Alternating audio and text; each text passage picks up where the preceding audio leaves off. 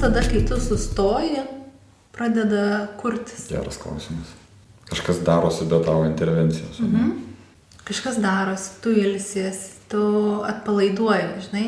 Gimsta idėjas, juk tavo endobiogenetikai galėtų paaiškinti, ne, kai yra pilnas organizmas dopamino, streso hormono, ne, ten labai sunkiai randasi tokie laisvi atsakymai arba tos idėjos, ką daryti.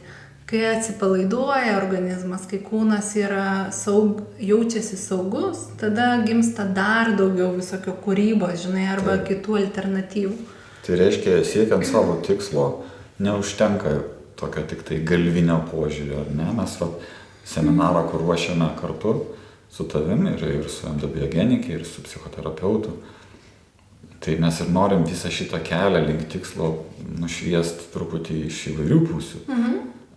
Gal yra paprastai toksai mąstymas, kad turiu tikslą ir jį ten kartoju ir kaip mantras kartoju ir man pavyks, bet yra, kaip ir tu sakai, ir tos pauzės reikia ir kas ten per hormonai siautėja tuo metu, kai tau norisi arba nesinori ir galų gale kokios ten kliūtys yra.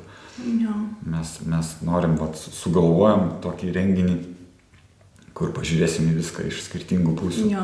Labai holistiškai. Aš tai niekur nebuvau regėjus arba mačius, kad taip iš visų pusių būtų prieinama prie tos pačios temos, svarbios temos žmonėm, judėjimo į priekį. Taip. Čia tokia pamatyti žmogaus visumą. Žinai, Žmogaus toks visumą, holistinis požiūris, žinai. Ir visumą faktorių, kurie veikia jį kelyje. Kai jis važiuoja su tą karietą arba su motociklu, tai ir vėjas pučia, ir lietus lyja.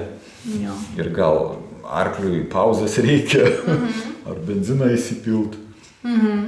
Galbūt. O gal galų gale, kaip tu sakai, reikia sustoti ir nueiti ir į mišką biškį pastovėti, pakvėpuoti.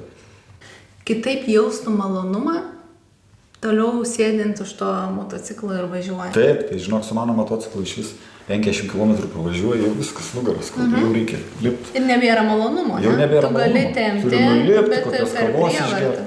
Viskas. Tai viskas apie tą pačią kelionę. Tai klausyk, tu į renginį mūsų atvažiuosi su motociklu ar tiesiog aš žinau, su karieta?